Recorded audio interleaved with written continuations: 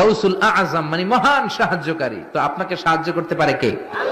Gauss হলেন একমাত্র আল্লাহ জাল্লা শানহু। এটা মানুষের শানে ব্যবহৃত হয়। আল্লাহ ছাড়া কাউকে গাউস বলা হচ্ছে শিরক, বড় শিরক। গাউসুল আজম এটা নাম নয়, এটা টাইটেল, এটা হচ্ছে লকব। প্রধানমন্ত্রী আর প্রেসিডেন্ট যেমন কোন নাম নয়, এটা লকব। গাউসুল আজম একজন সাধারণ মানুষ থেকে গাউসুল আজম পর্যন্ত বুঝতে হলে 14টা স্তর অতিক্রম করতে হবে। প্রথমে মানুষ হতে হবে, তারপর মুসলমান হতে হবে, তারপর ইমানদার হতে হবে, তারপর আউলিয়া হতে হবে, তারপর শহীদ হতে হবে, তারপর মুত্তাকি হতে হবে, তারপর মুস্তাহিদ হতে হবে, তারপর আবরার হতে হবে, তারপর আওতাদ হতে হবে, তারপর আবদাল হতে হবে, তারপর কুতুব হতে হবে, তারপর কুতুবুল আকতাব হতে হবে, তারপর গাউস হতে হবে, তারপর গাউসুল আজম হতে হবে। জোরে বলে সুবহানাল্লাহ।